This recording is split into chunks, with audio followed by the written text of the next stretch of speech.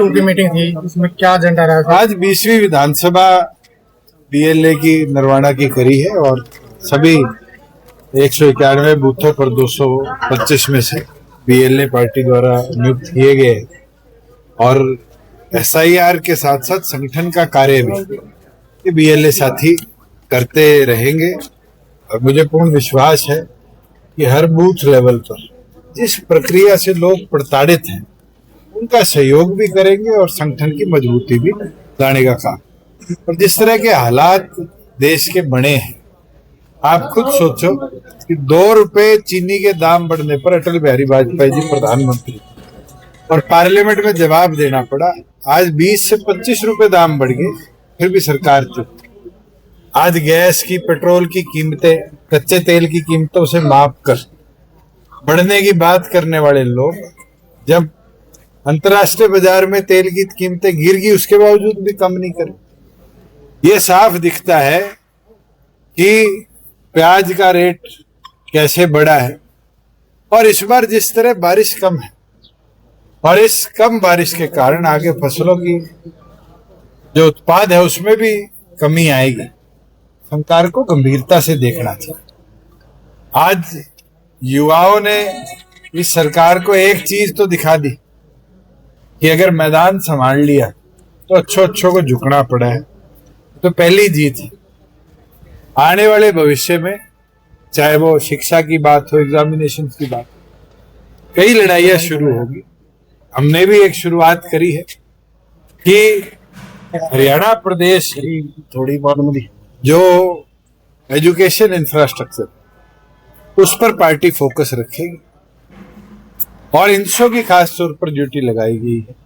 जो हमारे educational institutes है, यूनिवर्सिटीज हैं, कॉलेजेस हैं, उसको एक विचारधारा का अड्डा ना बनने दिया जाए। उसके लिए जो त्याग करना पड़ेगा सभी साथी उस लड़ाई को लड़े।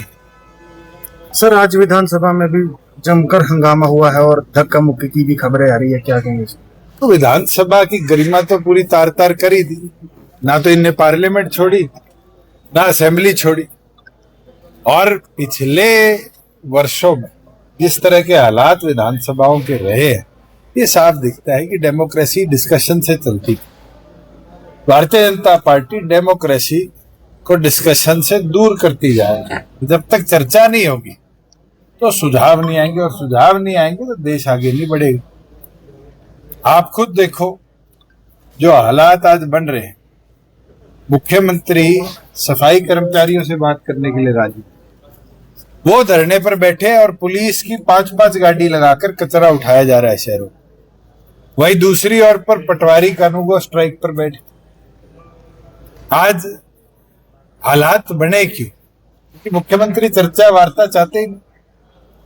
हिसार की जो घटना थी, 14 दिन बाद जीवन का संस्कार किया गया। अगर पहले दिन मुख्यमंत्री उनको आश्वासन दे देते और केस एसटीएफ को देकर उन आरोपियों को पकड़ लेते जिनको अब 14-15 दिन बाद पकड़ा गया, तो शायद वो घटना होती नहीं जो 15 अगस्त को देश में पहली बार देखने को मिली।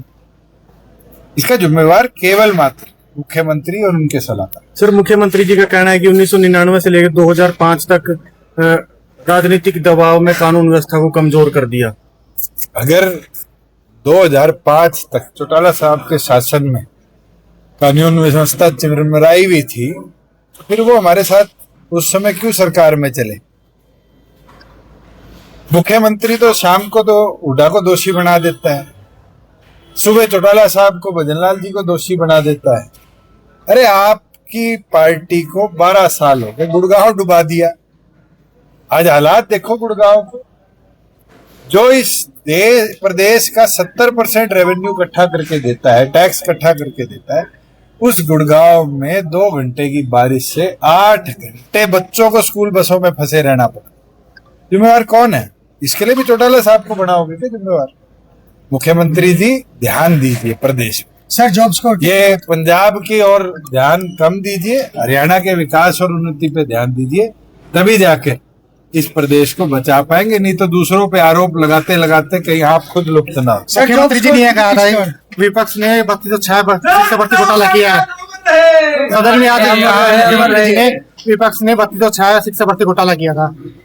अगर किया था तो उनको हाईकोर्ट ने नौकरी और रिटायरमेंट और सारे बेनिफिट क्यों दिए? चौटाला साहब और डॉक्टर अजय सिंह चौटाला जी तो सजा काट आए गरीब परिवारों के घर में चूल्हा जलाने के, मगर इस देश में कानून मुख्यमंत्री तय करता है, मगर वो कानून निर्धारित होता है आपके कोर्ट से, और कोर्ट ने 3206 के 3206 को मान्य घोषित कर दिया। मुख्यमंत्री के इतना पेट में दर्द हो रहा है कि वो 3206 कैसे मान्य घोषित हुए हैं, तो सुप्रीम कोर्ट चला जाए उनके विरुद्ध। आज तो उनकी सरकार है, उनकी सरकार ने अपील करनी है। अगर 3206 लोगों को रोजी रोटी देना, डॉक्टर अजय सिंह चौटाला जी और चौटाला साहब को 10 साल जेल में रहना, सब गलत था, और वो ये कहते हैं कि वो 3206 गलत तरीके से लगाए गए थे, तो मुख्यमंत्री जी आपकी सरकार है, अपील करिए, इससे बड़े कोर्ट में जाइए, 3200 से वहां से भी जीत कर आएंगे, हमें विश्वास है। सर जॉब सिक्योरिटी कितनी उचित है आपकी? जॉब सिक्योरिटी तो बहुत उचित है। पंजाब सरकार को बधाई देता हूँ जिन्हें पंजाब के कच्चे कर्मचारियों को सिक्योर करने के लिए कानून लाया। मुख्यमंत्री को भी हरियाणा में लाना चाहिए।